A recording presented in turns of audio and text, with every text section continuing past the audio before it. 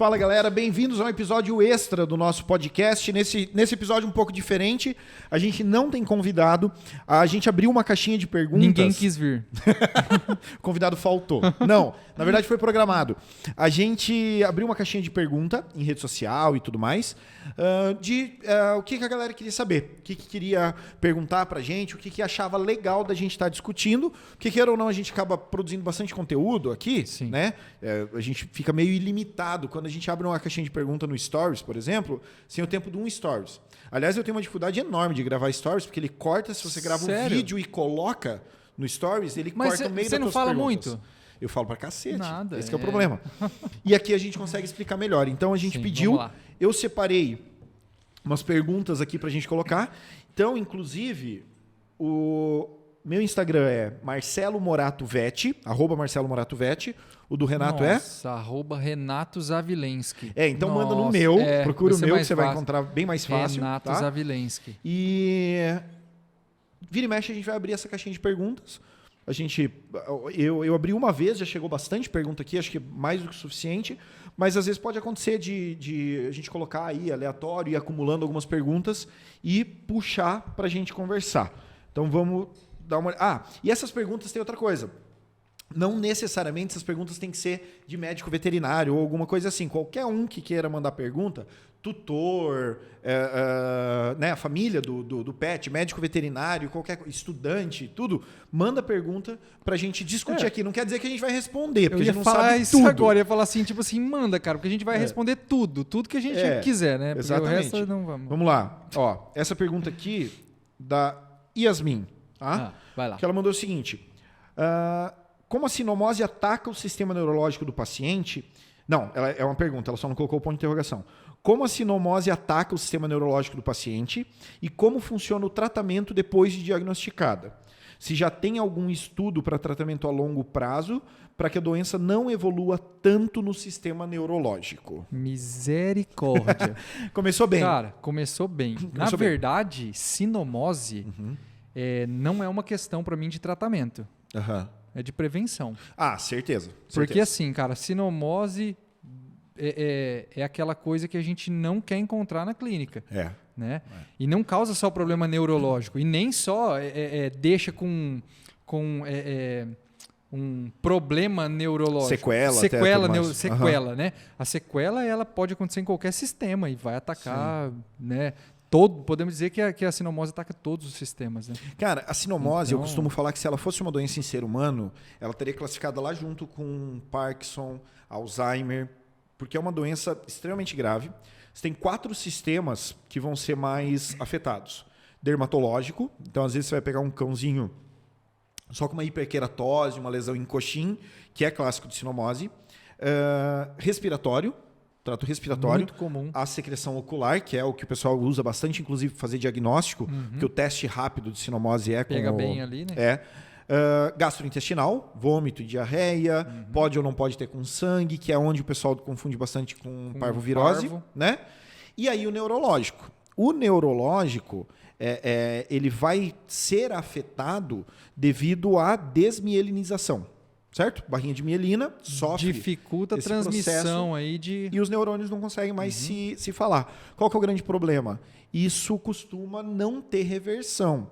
Hoje em dia você tem tratamento com células-tronco. Eu não tenho uma experiência muito grande com células-tronco. Inclusive é uma boa ideia a gente chamar alguém aqui para falar de célula-tronco. Mas é uma doença extremamente complicada, porque depende da fase da doença, né?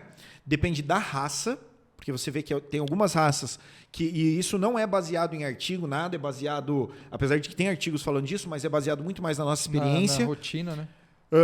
Rottweiler, Doberman, Pastor Alemão, Pitbull. São mais 4 raças que eu vejo muita sensibilidade à virose no geral. Não é nem só a sinomose, a parvovirose também. Eu costumo falar que a gente tem um índice de sucesso até considerável em doenças infecciosas lá no hospital, desde que não compute na estatística essas 4 raças. Essas 4 raças, cara, bagunça mesmo. Deixa eu só ver a pergunta dela, então. Como a sinomose ataca o sistema neurológico, então, desmielinização né, da barrinha de mielina, não tem mais comunicação entre os neurônios, e aí você pode ter diversos sinais clínicos. A depender de onde isso aí aconteceu, né? Desde tremor, né? A gente chama de mioclonia, né? Às vezes aquele tique que fica no paciente. Você pode ter um tremor, você pode ter uma ataxia, você pode ter um head tilt, cabeça torta, convulsões, né? Então o negócio pode ficar bastante grave, né? Tratamento a longo prazo. Aí, para que a doença não evolua tanto para o sistema neurológico. Diagnóstico precoce. Quanto antes a gente fizer o diagnóstico, melhores são as chances, porque a gente tem mais coisa que dá para utilizar, mas eu acho que o ponto principal é o que você falou. Cara, eu acho prevenção. Que não tem, hoje não tem mais muito o que se dizer além disso. Desculpa para não vacinar o cachorro. Porque não é caro. Cara, é isso aí. Não tem desculpa para não vacinar o cachorro. Toda clínica tem vacina ética, boa. Sim. Boa. Tem um monte de marca boa. Né? Então não tem, ficar dando sorte pro azar. Entendeu? Não vale a pena. E a outra coisa é o seguinte, é lembrar que, diferente lá da parvo, que a gente está falando 3 doses de vacina no início da vida, da carreira ali daquele bichinho, e depois dificilmente ele vai ter alguma coisa, porque depois lá dos 3 anos ele já não tem mais capacidade de ter talvez uma parvovirose ali que cause uma doença, né, que cause a doença, a sinomose não. Então, o reforço vacinal anual é importante. E daí tem mais uma coisa. Lembrar que o bicho que foi vacinado, não necessariamente ele foi imunizado. Sim. Então, procura lá uma clínica, né, que você conhece a galera, que você, né, que leva as coisas ali direitinho. Porque essa vacina é o que você falou que ela tem que estar ali na temperatura ideal. Esse negócio de vacina, Renato, o pessoal procura a gente geralmente, ou posta coisa na internet, ou falando assim, vacina importada. Se criou um negócio de que a vacina boa é a vacina importada. Então, geralmente o pessoal procura a gente. Vocês fazem vacina? Sim. É a importada? Seguinte, gente, presta bem atenção. Não é mais necessariamente a vacina importada que é boa. A gente não usa mais esse tipo de termo. Porque você tem laboratório internacional que não é tão bom e você tem laboratório nacional que é muito bom, tá? A questão é a seguinte, vacina ética e não ética. É assim que a gente vai chamar. Então esquece o importado e não importado, é ética e não ética. A vacina ética é aquela aplicada por um médico veterinário. Basicamente é isso. Eu falava para meus alunos que toda vez que ele assina uma carteirinha de vacinação e ele bate o carimbo com o CRMV dele, ele está apostando no CRMV dele que aquela vacina é boa. Sim. E para ele fazer isso, ele tem que ter a temperatura controlada dessa vacina, a aplicação tem que ser correta, no lugar correto, no período correto, né? Intervalo correto e tudo mais. Avaliação do paciente antes e tal. Exatamente. Vacina não é só chegar e... Não é só aplicar a vacina. Não é. Então, hoje, é isso que a gente vai falar. Vacina ética e não ética. O que tem dentro dessa vacina ética e por que você tem vacina de R$90, de R$150, de R$100 e você encontra vacina em alguns lugares por R$30? Porque eu já escutei absurdos, como, por exemplo, a vacina lá é mais cara porque tem a comissão do veterinário. Gente, não é isso, tá? Longe disso. O que acontece é o seguinte, você tem vacina mais cara e vacina mais barata devido à qualidade e modernidade daquela vacina. A vacina é feita num laboratório e geralmente ela é contra vírus. Vírus muta, o que significa que a vacina que foi feita, que foi fabricada 10 anos atrás, hoje ela não funciona igual, porque você tem cepas diferentes de vírus acontecendo. Tá entendendo? Então ela não vai funcionar da mesma forma. Você automaticamente não pode achar que ela tem o mesmo valor daquela vacina de R$100 e poucos, que está tendo pesquisa todos os anos, reativando essa vacina, atualizando as cepas, para daí você ter uma função legal. Então você procura um médico veterinário para fazer um hospital legal, uma clínica de confiança, para você ter essa vacina ética. Essa vai proteger. Outra coisa, o vírus da sinomose é super grave depois que infectou. Antes de infectar, ele é fraco. Sim. Ele é um vírus encapsulado, porque ele tem uma cápsula lipídica. Isso significa que qualquer detergente, qualquer sabão vai conseguir matar ele. Então a higiene do ambiente que esse animalzinho fica também vai ser bastante importante. Fechou? De bola. Simonose. Vacina. Respondido. Vacina, cara. Sinomose vacina. é Esquece vacina. de se preocupar com o tratamento, não deixa teu cachorro pegar. 3 doses quando é filhote, 3 a 4 doses. Né? Depende do esquema de vacinação aí, até de qual vacina for escolhida. 3 a 4 doses e depois reforço anual. Vamos lá. E já Elvis. Mudando um pouco agora, estudante de medicina veterinária, Fabiana. Quais os desafios encontrados para empreender no Brasil? Desafio? Misericórdia. O mais fácil do mundo. Quais os desafios encontrados para empreender no Brasil? Além de conhecimento técnico veterinário, quais as outras áreas você acredita serem imprescindíveis para a longevidade do empreendimento? Top. Fabiana, né? Fabiana, seguinte, os desafios... Eu não gosto muito de vitimismo, sabe?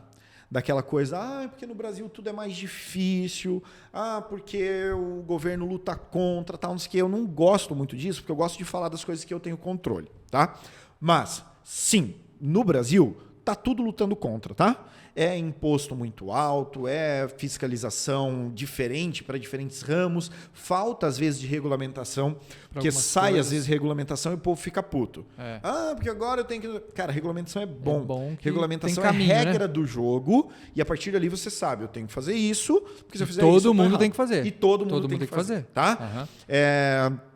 Então, o mais difícil de empreender hoje em dia, eu acho que é isso, tá? Você tem taxas tributárias injustas, diferentes para ramos diferentes, aliás, diferentes para ramos parecidos ou ramos iguais, e bitributação que você acaba tendo, né? Você paga imposto em cima de um negócio, daí você remunera alguém, essa pessoa vai pagar mais imposto, daí quando você vai consumir, você vai pagar mais imposto.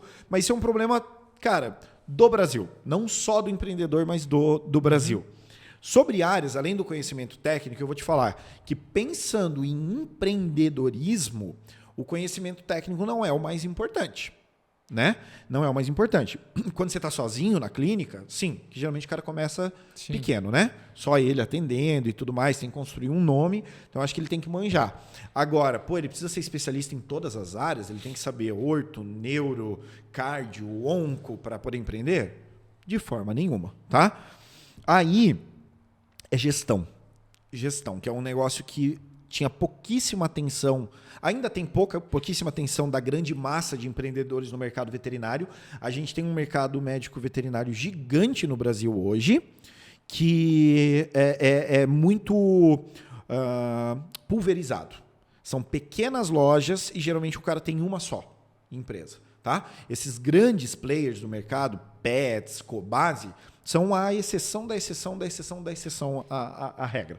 Então, hoje você está tendo algumas instituições voltadas para a gestão. Eu escutei um podcast da BHV, da própria BHV, que tinha uma menina, se eu não me engano, o nome dela é Letícia, que ela era estudante, estava recém-formada, e ela diz, se eu não me engano, ela fez, porque eu estou em tudo de memória, ela fez Anhanguera, tá? E ela disse que ela teve uma disciplina de empreendedorismo, de gestão, o que eu achei maravilhoso. Acho muito legal que as faculdades estejam voltando para isso, porque a gente não costuma ter, eu não tive, pelo menos. Eu tive alguma coisa... Na administração rural não conta. Não. Eu tive administração rural. Mas eu acho que eu tive foi no mestrado. Ah, tá. Não, no mestrado eu tive também. Empreendedorismo e inovação, eu acho que eu tive. Eu acho que foi. Foi no mestrado. No mestrado eu também tive. Então, assim, e é saber importante de gestão, porque é assim também, né? Você está falando assim, focado em ter uma clínica, um hospital. Mas, por exemplo, eu sou um prestador de serviços. Você sou uma empresa, e eu não tenho lá o meu espaço físico, mas eu atendo em alguns, inclusive no seu espaço, eu atendo lá.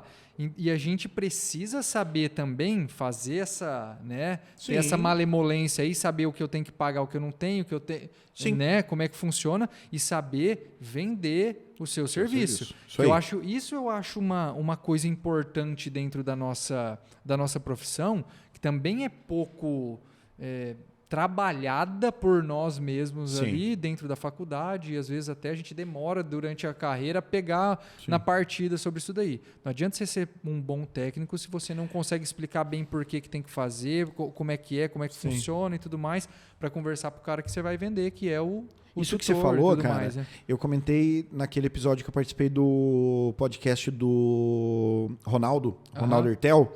Eu gravei um episódio com ele, a gente estava falando sobre empreender, e eu falei, você tem que entender que empreender também não é necessariamente você alugar um prédio e você montar uma empresa lá, tá? Por exemplo, você empreende, né? Você tem equipamentos que você comprou, que você investiu, dos quais você quer tirar um retorno, ou você vai fazer uma especialização focada em oferecer um tipo de serviço, porque você sabe que você vai conseguir monetizar um pouco melhor ali. Então, se for definir em uma coisa, Fábio, dessa pergunta que você fez, eu acho que se tem uma habilidade que tem que ser muito bem treinada, é vender. Venda. Flávio Augusto fala muito disso. Tem que vender. Do Geração de Valor, sabe? O Flávio Augusto. Fala muito disso. Tem que vender. Tem que saber vender. Eu tenho um livro que é esse. Quem vende enriquece. Saber vender. Todo mundo vende alguma coisa, tá? Esquece o negócio de eu vou fazer veterinária porque eu quero trabalhar com animais. Vou fazer veterinária porque eu não gosto muito de gente. Bicho, esquece isso daí. Você tem que saber vender. Vamos colocar um ponto assim, ó. Não sou um CNPJ. Vou ser contratado por você. Eu tenho que me vender para você lá na entrevista de que eu sou a pessoa capacitada. Mesmo você sendo CNPJ, você tem que vender uma credibilidade para prestar esse serviço. E para a hora que eu trabalho com cirurgia, vou conversar lá com o tutor, eu preciso vender para ele que eu sou o médico veterinário, médico veterinário que é o que ele deve escolher para fazer aquele procedimento para ele. E que o que você está falando realmente é o melhor para aquele animalzinho, é o que você vai poder, oferecer. É venda, sempre venda. Eu acho que saber vender vai ser extremamente importante. Sempre venda. Uma pergunta mais técnica aqui, que é um outro serviço que a gente oferece. Em quais situações indica-se endoscopia? Quais vantagens, riscos e contraindicações? Vamos lá. Indicações de endoscopia. Principal é gastro início de intestinal ali, que dá para entrar no estômago e início de intestino, isso. Né? Principal. Mas corpo estranho, né? Para quê? Corpo estranho é a principal indicação. Pacientes que têm vômito crônico, né? Que tem problemas talvez aí de megaesôfago e tudo mais, qualquer coisa ali desse sistema gastrointestinal ali, né? Ou na verdade sistema digestório, vamos dizer, né? Dessa porção inicial já dá pra gente pensar numa gastroscopia ali, né? A endoscopia, assim. A endoscopia é um daqueles serviços que eu sinto que depois que a gente começou a ter a endoscopia e oferecer ela de forma interna no hospital, é aquele tipo de serviço que você se pega pensando assim, como é que eu vivi até hoje sem ter isso daqui? Sabe? Quando você tira o teu primeiro corpo estranho do estômago e literalmente meia hora depois esse animal está pronto para ir embora, você pensa, cara, ele acorda da anestesia e você dá comida para ele, né? Cara, e daí você pensar que você tinha que fazer uma láparo, fazer uma gastrotomia, abrir aquele estômago, tirar, suturar, risco de peritonite séptica toda, porque é uma cirurgia contaminada, né? 48 horas de jejum alimentar, né? Cara, quando você para pensar um negócio desse e que com a endoscopia você vai ali, entra, tira, resolve e tudo mais, você fica assim, cara, como é que eu vivi até hoje sendo que existe esse negócio? Então a endoscopia é maravilhosa. Corpo estranho, qualquer avaliação de trato gastro, superior ou inferior, né? A gente vê bastante lesão, hérnia de hiato, megaesôfago, são métodos muito bons para fazer avaliação. Na verdade, eu acho que megaesôfago nem tem indicação de endoscopia como melhor método. Porque como o esôfago fica colabado, você pode identificar algumas coisas, mas não muito. Mas seria mais o raio-x contrastado. Raio-x de contraste, raio-x contrastado. Mas a hérnia de hiato é o melhor método. Melhor, né? Para a gente poder observar. Para estar observando. Lesão ulcerativa gástrica ali, né? Então, eu acho que assim, a principal biópsias. Biópsia também, imagina, você tem que abrir o estômago também só para coletar um fragmento, então vai muito bem. Eu acho que a maior vantagem é essa questão da baixa invasividade, né? De ser um procedimento rápido, recuperação rápida para o paciente. E daí, dependendo, né, o equipamento muda um pouco, né? A sonda, mas também dá para fazer rinoscopia, né? Avaliação de trato respiratório superior e até mesmo inferior. né? E colonoscopia também, principalmente para coleta de material. Coleta biópsia, coleta de material, biópsia e tudo mais. Risco. O risco é baixo, né? O risco é baixo. Cara, o risco você vai trabalhar ali com risco anestésico, que é comum a qualquer tipo de procedimento. Isso, a gente vai colocar mais isso aí. Eu acho que é mais anestésico ali. Eu acho que se eu for colocar uma desvantagem, tá? Pode ser que você não consiga. Pode ser que você não consiga tirar o corpo estranho. Você vai lá, identifica ele e não consiga resolver. Tenta tirar, mas vê que não vai conseguir pelo tamanho dele, a dificuldade da pegada dele. Pode ser perigoso retirar ele de novo pelo esôfago, né? Exatamente. Dependendo se é um pérfuro cortante, alguma coisa assim, pode não ser indicado. Você passa do ladinho do coração. Isso, não pode você tem que ficar meio esperto com isso. Então pode acontecer de você fazer uma endoscopia, não conseguir remover, faz o diagnóstico tudo certinho, mas não consegue remover e tem que ir para láparo. Para uma láparo. Corpo estranho linear, às vezes pode encontrar ele lá no estômago, mas ele está em todo ou em parte do intestino. Você não vai sair puxando ele porque ele vai vir rasgando. Então pode ser que igual você precise. Eu acho que se for para citar uma desvantagem que não chega a ser uma desvantagem assim e tudo mais, eu acho que seria isso. Eu também, né? Mas a endoscopia é uma dessas coisas, cara, que você começa a trabalhar com ela e você fala assim, como é que eu vivi até hoje sem fazer esse negócio aqui? Porque é muito, muito bom. Mais uma pergunta. A incidência de tumores em cães e gatos tem aumentado significativamente.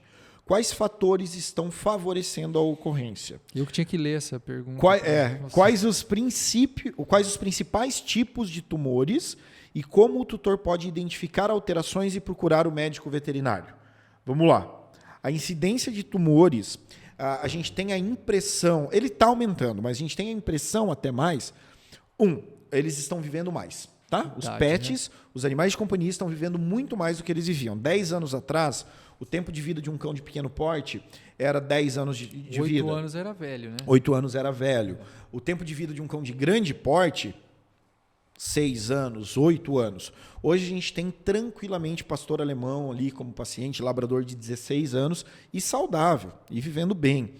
Poodle, Shih Tzu, Lhasa, 18 anos, 19 anos de idade, com qualidade de vida. O câncer, eu falo que de uma forma grosseira, para se ter o câncer só precisa viver o suficiente. Porque você vai tendo menos mecanismos de defesa do corpo contra as mutações, o que permite elas... E você tem um aumento do número de mutações. Então, isso vai começar a acontecer com uma maior frequência. Aí, associado ao fato de que sim, temos mais, né? Associado a esse fato, você tem o fato de que a gente faz mais diagnóstico e o tutor está mais cuidadoso. Então, hoje, se a gente quiser, nós estamos em Cascavel, Paraná, interior do Paraná, cidade de 350 mil habitantes. Se eu precisar de uma tomografia para o meu paciente, eu faço agora de tarde. Se eu precisar de uma ressonância, eu consigo fazer. Se eu precisar de uma endoscopia, de uma radiografia, de um ultrassom, isso você não tinha há pouquíssimo tempo atrás. Então, acho que melhora dos métodos de diagnóstico e os tutores estão mais cuidadosos, ele quer mais cuidado do animal. E o cachorro está mais perto. Está mais perto, então ele identifica melhor. Que vem a outra pergunta, como identificar? Maior parte das neoplasias vão ser aumentos de volume, tá? Tirando as neoplasias ali do sangue, que você não vai ver, não tem aumento de volume, linfoma, leucemia, né? Principalmente, são aumentos de volume. Quanto ao aumento de volume, quando está pequeno é hora de tratar. Esquece esse negócio de apareceu... Está muito pequeno. Espera, se crescer a gente mexe. Não. A gente não tem a hora de mexer é quando é pequeno, tá? É. Então tem que mexer mesmo. No mais, se você não tiver um aumento de volume, lesões que não cicatrizam. Então, pensando em carcinoma de face de gatos, de cães ou coisa do tipo. Então, lesão que não cicatriza. O tutor tem uma ferida, passou uma pomada, passou isso, aquilo, deu antibiótico, foi dado anti-inflamatório, não melhora. Pensa na neoplasia, tá? Pensa na neoplasia que vai ser bem importante. Sobre essa coisa do por que está tendo mais câncer, eu queria só falar um negócio aqui que me perguntam bastante. Palestra, curso e tudo mais. Os caras me perguntam assim, viu? Principalmente o pessoal que é leigo, né? Então, geralmente perguntam assim, os cães estão tendo mais câncer hoje por causa da ração? Porque antes os cães não comiam ração, não tinha câncer, hoje eles comem ração e tem câncer. E aí começa, porque tem transgênico, conservante, corante e tal, não sei o quê. Vamos lá. Os cães estão tendo câncer hoje por causa da ração? Sim, mas não de uma forma ruim. Antes eles comiam um alimento muito desbalanceado. O cachorro comia polenta, sim, mas quirera. eu entendi o que você está falando. A questão é a seguinte, sim, mas não da forma como pensam, não porque é uma coisa ruim. Porque a ração é um dos fatores que está permitindo o cão viver mais. Muito mais tempo. E com o aumento da longevidade, você vai ter esse tipo de problema. Basicamente é isso aí. Beleza? E daí, assim, só fechando, Manda bala. a gente ainda tem neoplasias de outros sistemas que talvez a gente não vai conseguir ver muito fácil, mas que poderiam trazer, às vezes, alguns sintomas e de qualquer sistema. Então, um paciente que tem uma tosse, um paciente que tem, às vezes, algum problema neurológico, né? Ele começa a perder o sentido dentro de casa ali, né? Ou não consegue andar, de repente volta, ou que tem algum problema gastrointestinal, uma diarreia, começa a apresentar o problema são esses sinais inespecíficos. Isso. Mas porque tudo isso poderia... pode ser sinal de uma neoplasia. E daí procurar vômito pode ser desde gastrite até câncer. Sim. E tudo que está no meio também pode ser. Uhum. Então é importante que quando o paciente chega até você, médico veterinário, ou quando você, tutor, você, família, leva esse paciente para o médico veterinário, é aí que entra a importância dos exames. Uhum. Porque, como eu disse, vômito pode ser desde uma gastrite, que show de bola, você vai tratar ali leve e tal, às vezes só um jejum vai resolver, até câncer. Eu não vou saber se eu não fizer, às vezes, um exame de sangue, um ultrassom, uma endoscopia, alguma coisa do tipo. Então, aí vem a importância dos exames e da gente poder fazer os exames no paciente. Isso aí. Né? Isso aí. Essa eu vou mandar para você. Vai. Como diferenciar uma urgência e emergência em ortopedia? Perna quebrada é emergência, Renato? Vamos lá, urgência e emergência. Quando a gente fala assim dentro da ortopedia, na ortopedia existem coisas que são urgências, né? E podemos falar até emergências. Só que a ortopedia ela sempre vai perder para o paciente.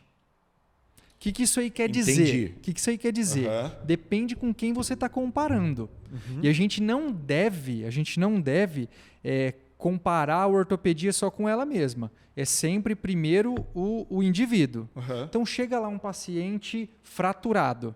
Pode ter sido por diversas coisas. Talvez o cara viu, ele pegou e, sei lá, ele saltou o meu lá de casa. Ele pulou da escada e fraturou a radiúna. Tá.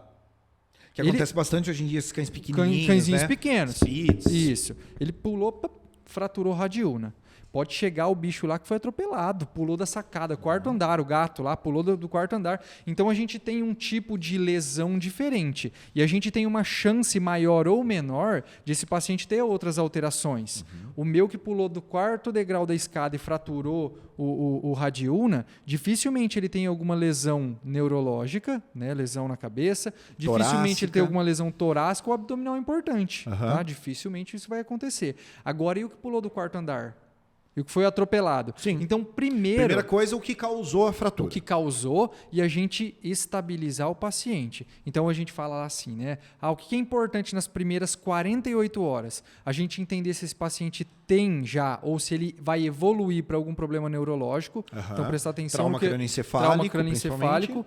Problemas torácicos. Então, se ele tem ou se ele vai evoluir durante esse primeiro período. Edema pulmonar, pneumotórax, efusão. Tudo isso daí. Fratura de costela. Aquele flare chest, o bicho pode ter problema respiratório e por aí vai. E problemas abdominais. Por quê? Porque esses 3 locais, esses 3 lugares aí, nessas 3 divisões, podem levar o paciente ao óbito muito rápido. Tá, mais mas do que a fratura do membro. Fratura? A fratura não vai matar ele. Ela pode esperar. Então, a gente sempre vai colocar assim. Primeiro, a gente vai prestar atenção no indivíduo. Beleza. O Theo que pulou lá do quarto degrau. Cara, ele vai passar por uma avaliação, tudo mais, não tem nenhum sinal, talvez esse paciente já possa ir para a cirurgia. No mesmo dia ali que chegou, tá? Mas aí a gente também tem que pensar assim, que dependendo de uma fratura fechada de osso longo, ela é uma fratura que, entre o momento que aconteceu a fratura até o 5º dia, não existe uma diferença estatística em se falando de cicatrização. Ou seja, eu operar ele agora, acabou de acontecer, ou daqui a 4 dias, a chance de cicatrização é a mesma. O tempo de cicatrização, mesmo. O meu procedimento cirúrgico, eu não tendo a ter uma dificuldade cirúrgica maior, porque com o passar do... Isso você frisou, uma fratura fechada. Fechada. Não estamos agora, falando de contaminação, isso, porque a gente está falando ali de emergência e urgência, isso. né? Aí quando a gente pensa em uma fratura, a gente chamava de fratura exposta, mas é uma fratura aberta. É outra coisa. Entendi. Quando a gente fala de fraturas articulares, é outra coisa. E problemas articulares abertos são uma coisa pior ainda. Tem mais pressa para abordar. Tenho mais pressa. Então a gente vai pensar assim, ó, fechamos lá no mundo da ortopedia de novo. Quem tem pressa, quem tem urgência de ser operado? O paciente que tem problema articular aberto, depois o que tem problema articular e depois o que tem uma fratura. Então, isso a gente vai pensar assim. Vamos juntar tudo num paciente? O paciente foi atropelado, ele sofreu uma lesão ali, uma luxação aberta de tarso. Acontece com uma boa frequência. Esse cara que sofreu uma lesão, né, uma luxação aberta de tarso, a gente tem que tentar abordar o mais rápido possível esse tarso. Quanto antes. Mas ainda não chega a ser uma... Ele vive sem a perna até se precisar. Se necessário for. Né? Ele vive, eu preciso que ele esteja vivo. Então a gente vai manter o protocolo de avaliação abdominal, torácica e neurológica desse paciente por pelo menos 24 horas. Enquanto isso, a gente já sedou esse paciente assim que possível para limpar essa ferida, para manter um ambiente de ferida mais limpo. Radiografar melhor e tudo mais, para assim que possível, de preferência dentro das primeiras 24 horas, a gente tentar fazer pelo menos uma contenção de danos. Que é lá um fixador externo, né? No mínimo, isso já é feito. Quando chega para a gente já faz isso, faz uma limpeza uma tricotomia e já faz ali uma Robert Jones para manter, né, isso aí atado e fechadinho e não piorar a situação. Então existe uma emergência ortopédica. Pensando desse jeito, a gente não tem a princípio, tá? Tem um caso aí que é importante a gente colocar como uma coisa também, como essa fratura aberta, que são problemas ali de coluna. Então, um paciente que sofreu um trauma de coluna com uma fratura, uma luxação ou subluxação ali de vértebra, ele também a gente pensa nisso daí. A gente precisa abordar esse caso o mais rápido possível, tá? Caso a caso, indivíduo a indivíduo. E a fratura de costela necessita de uma atenção especial também. Precisa de uma atenção especial porque ela pode levar o paciente a um risco à vida. Não é a fratura, isso. Você não pode deixar ela, por exemplo, isso daí. Perfurar ela pode tórax, perfurar um pulmão, ela pode fazer uma instabilidade ali naquela caixa torácica importante que talvez esse paciente não consiga respirar e saturar bem. Tá? Então, é uma que tem que levar paciente a paciente, mas a princípio a gente não pensa em problemas, em fraturas como emergência cirúrgica. Sim. Tá? Pensando no paciente, ela não é para ser uma emergência cirúrgica. Show de bola. Show de bola. Vamos lá. Essa é uma pergunta super, super, super comum, mas é importante porque você tem que entender que não existem ou são raras, né, as verdades absolutas. Ainda mais quando você está dentro da medicina, né? Você vai tendo novos estudos, novas pesquisas, novas informações, novos meios de pesquisa e de tratamento que vão mudando as coisas. Olha só, qual a vantagem e qual a desvantagem na castração? Lá. Né? Porque esses dias saiu um negócio diferente aí, né? Exatamente. Então, assim, qual vantagem e desvantagem na castração? Então, quando você fala em desvantagem na castração, é o seguinte, é uma cirurgia, né? Você vai ter que fazer esse paciente passar por um processo inflamatório, uma cicatrização, que não ia acontecer naturalmente para esse paciente. Vai ter que ser feita uma anestesia, então tem que ter um bom cuidado em cima disso tudo, e você vai estar removendo órgãos. E aí, repetindo uma frase que a gente comentou um dia aqui sobre... Quando estava falando de odonto, né? Se Deus colocou lá, é porque tem um motivo. Era para estar ali, né? A gente tem que entender que a retirada vai levar algumas coisas. Por exemplo, no caso das cadelas, a gente vai estar removendo os ovários, então a gente vai tirar ali um estímulo hormonal que era para estar acontecendo. No caso dos cães, a gente vai tirar o testículo, mesma coisa, a gente vai remover esse estímulo hormonal. Então tem que tomar bastante cuidado com o que esse estímulo hormonal pode, ou essa falta de hormônios pode causar nesse animalzinho, certo? Desvantagens? Basicamente isso. Vantagens na castração, tá? Depende. Por quê? O que você quer? Eu pergunto isso daí quando o tutor chega lá, eu quero castrar o fulano aqui, eu quero castrar o fulano. Aí, por que você quer castrar? Porque dependendo eu geralmente tenho essa pergunta no contrário, tá? Eu vou te falar que assim, eu vejo a castração como uma coisa boa. Não estamos falando ainda sobre quando castrar, com que idade castrar. Mas eu vejo a castração como uma coisa boa, tá? Então, geralmente, a minha pergunta acaba sendo contrária. Quando o cara chega e fala assim... ou vice-versa, né? O cara fala da mulher ou a mulher fala do cara. Ele queria castrar, mas eu não quero. Por que você não quer castrar? Porque se a pessoa me responde assim, eu não quero castrar porque eu quero que tenha filhote. Acabou. Não tem mais nada a conversa. Tá entendendo? Que solucione. Acabou a conversa. É só fazer o filhote. Agora, eu não quero castrar porque eu vi no Facebook que a castração causa câncer.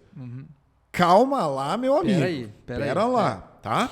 Porque a gente tem que tomar bastante cuidado. Então, você tem estudos saindo e daí você pega, alguém pega uma frase desse estudo e destaca num stories do Instagram.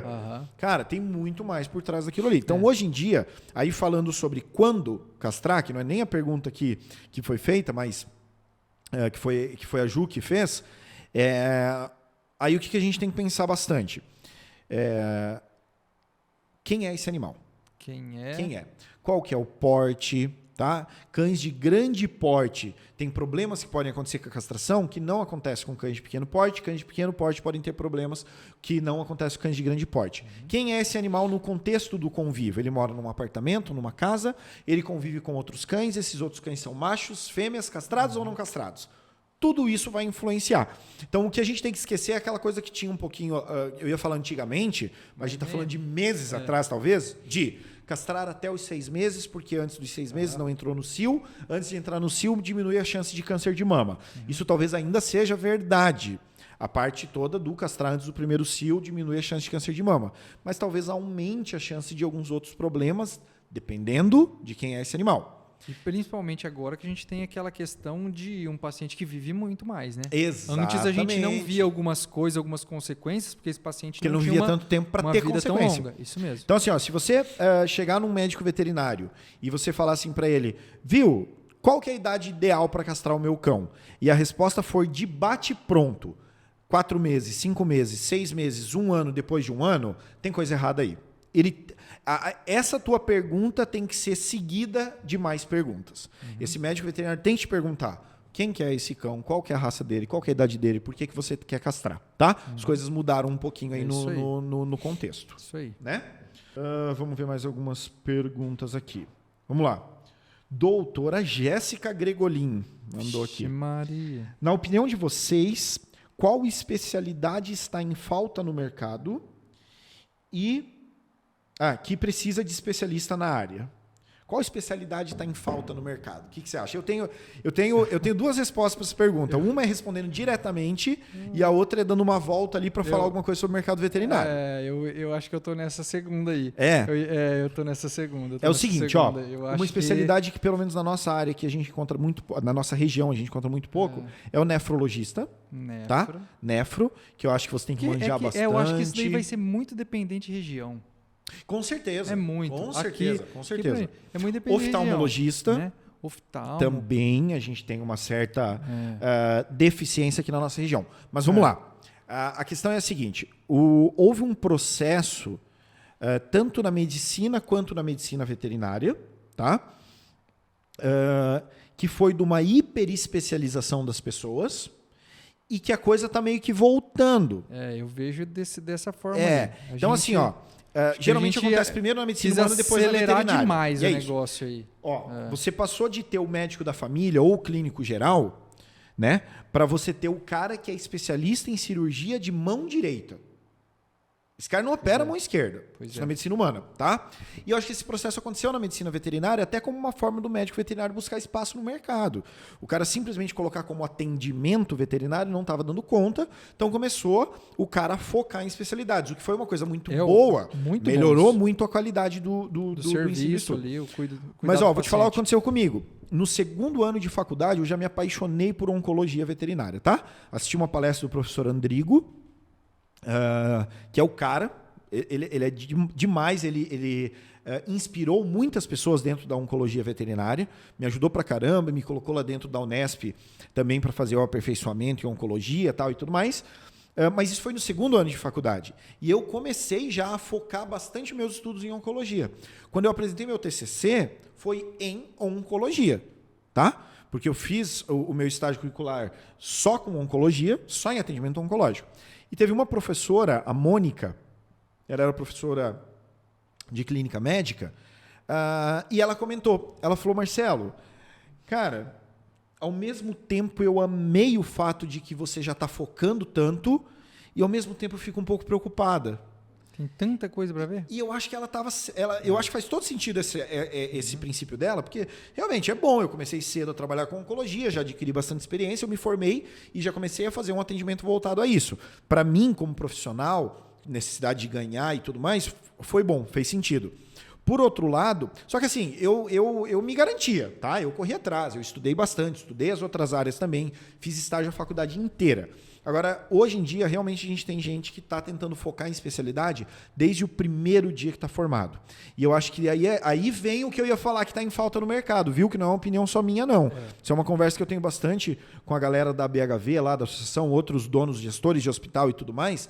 A gente está em uma falta gigantesca de bons clínicos, tá? De bons médicos veterinários. Da base de tudo. Né? Do cara que vai fazer o diagnóstico, do cara que vai receber o paciente, solicitar os exames e os exames corretos. Eu acho que essa é a falta, Você precisa saber que o vômito e a diarreia pode ser um problema mais sério da tua área aí, que é a oncologia. Isso. Não é? Isso. Não adianta você chegar lá só com a oncologia e... Cara, a gente falou disso hoje, antes de vir para cá. Eu estava saindo lá e a gente trocando uma ideia lá, daí o pessoal me pergunta, né?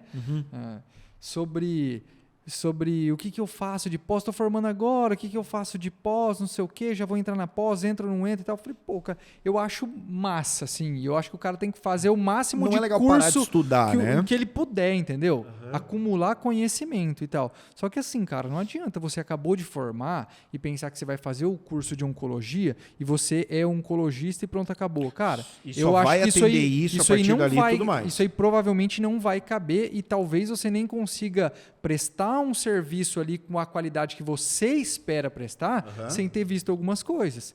Eu já vivi a minha faculdade de outro jeito. Cara, eu fiz estágio com tudo. E chegou no final do rolê, eu tinha mais ou menos uma ideia do que eu queria trabalhar. Que inclusive nem é o que eu trabalho hoje. Que pode acontecer. Isso. Não, eu sei que eu sou totalmente a exclusão da regra, tá? Que eu sempre quis uma coisa e trabalhei com isso. Tem os dois lados. Então, assim, se perguntar para mim assim, cara, e aí, como é que é? Eu não decidi ainda. Eu falo assim, pô, não decidiu? Vai ver coisa. Faz estágio com suíno, faz com aves, vai num abatedouro. Aí você faz na clínica de pequenos, aí você acompanha um cara que trabalha com leite. Meu... Tem todas essas áreas para você trabalhar, vai conhecer a veterinária, vai fazer com reprodução, vai conhecer a veterinária, está dentro da faculdade ali, porque daí depois você ainda tem tempo para poder aprender mais coisas, você vai estar sempre aprendendo coisas. Sim. Pô, que bom se eu tivesse lá no começo, talvez, pensado assim, nossa, eu quero fazer só isso aqui, eu vou fazer isso. Talvez eu saberia mais do que hoje, mas eu sei que eu tenho uma experiência de outras coisas que eu vivi que me ajudam muito hoje no meu conhecimento não ocupa espaço. Então vale a pena. Tem que...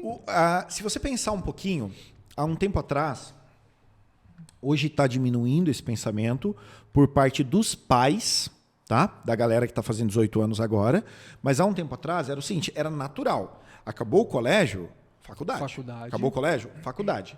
Quantas pessoas você conhece hoje que tem 2 graduações? Que se formou numa coisa e aí percebeu que não fazia sentido e foi para outra. Por quê? O cara era muito novo, ele tinha 18 anos de idade, 17 anos, 16 anos de idade quando ele decidiu qual ia ser a profissão da vida dele, sendo que ele nunca trabalhou na vida, tá? Daí ele decide, eu vou trabalhar com isso o resto da minha vida. Aí ele faz 4 anos de curso, 5 anos de curso, sei lá, seja o que for, e ele descobre, cara, não é o que eu queria, e vai fazer outro curso. Eu acho que é o mesmo princípio que está acontecendo com as pós-graduações. Quando você termina de se formar, talvez você não seja mais tão novo de idade. Você é, né? Porque você vai se formar com 24 anos de idade. Mas assim, talvez você não se sinta tão novo quanto o cara de 18 anos, mas você é novo na profissão para talvez você já decidir por uma especialidade, vai ficar por alguma coisa para focar naquilo ali. Então, às vezes, pensar mais em cursos... Cursos livres, tá? Conhecer procurar lugares bons onde você possa fazer curso. Você tem lugares, tem um pessoal que fez pós-graduação comigo, tem o Matheus Bahia. Ele é diretor do Hospital DOC, lá de eu fiz um curso, lá do Rio de Janeiro. Ele era aluno do curso também. Fizemos o curso junto, lá do pessoal em São Paulo, lá do Toshio? Do Toshio. Cara, então, fizemos o curso junto. O Matheus, ele é diretor do Hospital DOC. E eu sei que só uma pausa. O Matheus já era o top dentro do DOC ali. Dava curso. E ele estava lá fazendo um curso. Sim. Entendeu? Não, mas isso é super normal. É isso que é assim que tem que ser, entendeu? Tipo, você tem que estar toda hora fazendo um curso aqui, outro ali, aprendendo, vendo uma coisa diferente e tal. Claro. Eu era bem... Mas o que eu ia falar lá no hospital, no DOC, é um hospital muito legal, um hospital referência, um hospital que foi vendido para uma rede de ensino grande, então tem que ter um padrão, uma gestão legal. E o DOC, quando o cara faz curso lá dentro, ele ganha vivência lá dentro do hospital. Então ele pode ficar 7 dias, se eu não me engano, lá dentro do hospital. Procura talvez umas coisas assim do que você fazer uma pós-graduação, onde você vai ter 20, 30 alunos numa sala, 2 cães para aula prática e uma aula por mês. Então talvez nesse começo faça muito mais sentido pensar nesses cursos. Vai te ajudar a aprender a estudar, mas não vai tirar de você a manter vivência. Atualizado, contato com pessoas de outras regiões, de outras vivências. Eu acho que vale muito a pena esse tipo de experiência, viu? Mais uma. Vamos lá. Quais... aqui, essa aqui repete, Quais as maiores dificuldades iniciais de ingressar na vida do empreendedorismo? Tá? De novo? Cara, é aquilo que a gente falou, você saber vender, você entender o jogo... Gestão de pessoas também é uma coisa bastante difícil, que ao longo do tempo vai vindo ali para você entender. Então, você apanha um pouco. Eu acho que hoje buscar cursos de empreendedorismo... Outra coisa. Busca gente que tem resultado. Não busca gente que fala que tem resultado. Hoje a gente tem muito... a maré do todo mundo sabe tudo. Empreendedor de Instagram, onde o cara vai lá e ele fala, viu, para você ter sucesso empreendendo, faz isso. Arrasta para cima. Pô, que legal. Como que tá a tua empresa? Não tem empresa. Eu tinha uma, mas eu fechei, porque daí eu resolvi vir ensinar. Procura gente que tem resultado para te ensinar. Tá? Como é que é? Quem sabe faz, quem não sabe ensina. Tem essa uma. Como decidir qual especialidade seguir? Falamos também já bem legal aqui, né? Ir pelo coração em relação àquilo que se pensa ou pela razão do que dá um retorno financeiro agradável. Pera lá. Mas essa eu quero legal. Falar. Essa é legal. Essa mudou um pouco. Desde que eu me formei em 2013. Então, eu tô vai indo para 10 anos. 45 anos agora. Tô. Jovem. Mas eu vou fazer 10 anos. Eu fui achar, sabe aquela linha assim, falar assim, nossa, cara, é esse rolê aqui. Isso é o que eu gosto. É esse aqui, é isso aqui, cara. Eu já tinha uns 7 para 8 anos de formado, cara. Enquanto isso, eu fiz muitas coisas que eu gostei bastante, mas parece que ainda estava meio morno ali, sabe? Lá no começo, quando eu acabei de formar... Gostava, mas não trazia quando eu acabei de formar ali, cara, você vem e é difícil, é complicado e tal, isso e aquilo outro. Eu cheguei um dia no meu pai e falei assim, cara, eu acho que eu escolhi errado. Aí meu pai falou assim, viu? Vai atrás vai do trabalhar, certo, então. vai trabalhar. Trabalha um pouco, você nem trabalhou ainda direito. Eu falei, nossa, legal. Mas é meio complicado, o negócio tá difícil, eu não sei não, eu escolhi errado. Aí ele falou, viu, vai trabalhar um pouco. Acabou de formar, eu não tinha quando eu falei isso aí, eu não tinha 2 anos de formado ainda. Ele falou, viu, vai trabalhar um pouco, pelo amor de Deus, né? Para de caçar confusão. Sim. E eu fui achar ali, eu sempre trabalhei mais ou menos na mesma linha, que sempre gostei muito, trabalhei com cirurgia, mas eu fui achar ali aquela linha e falar, nossa, cara, é isso aqui que eu fiquei agora fã mesmo do negócio.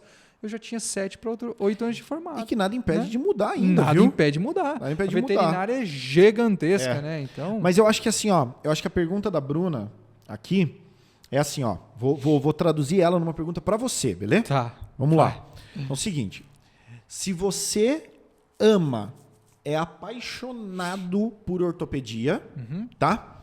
Mas ortopedia não dá grana. E tem uma vaga para você assumir o serviço de oftalmologia. Certo?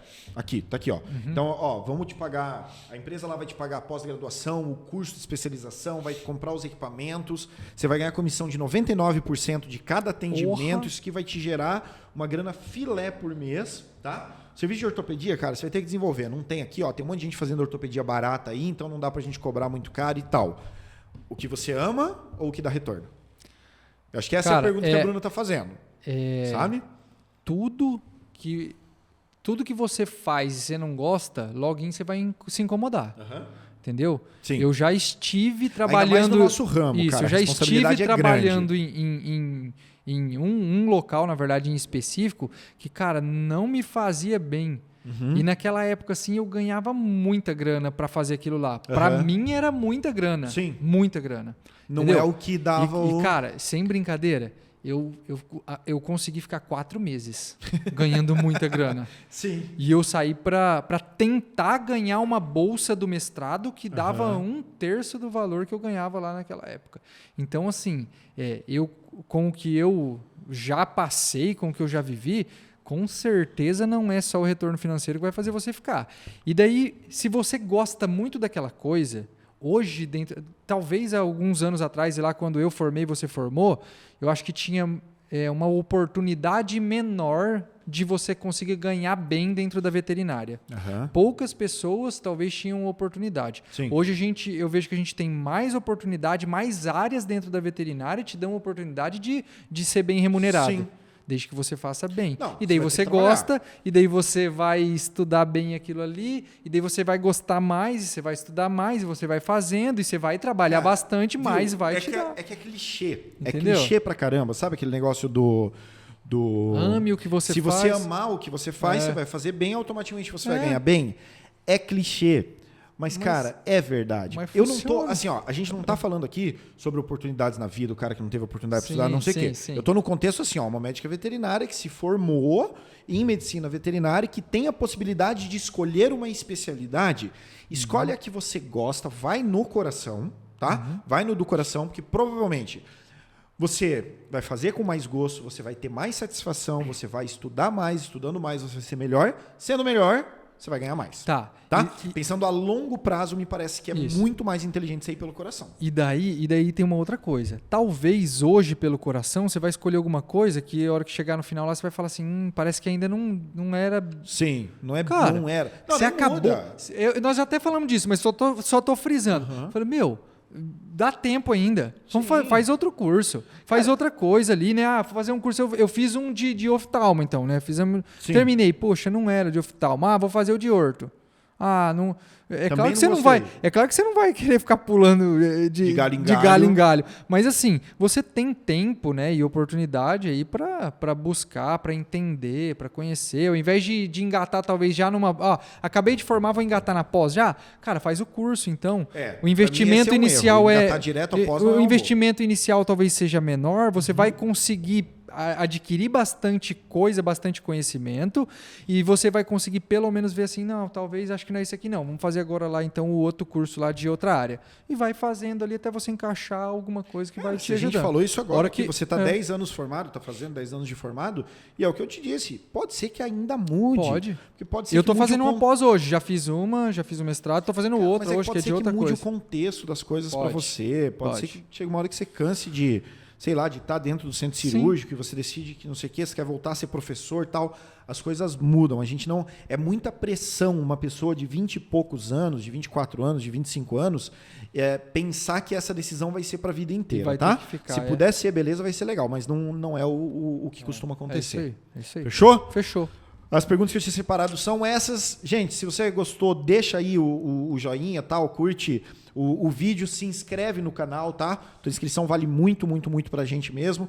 Das coisas que a gente falou, você concorda, não concorda? Deixa comentário aqui, fala com a gente. Talvez num próximo vídeo a gente pode citar isso, pode Segue conversar. a gente lá nas redes sociais, que a gente tem um contato mais rápido também. Vai lá e fala assim, nada a ver isso aí que você falou. Marcelo Morato Vetti, que é o meu Instagram.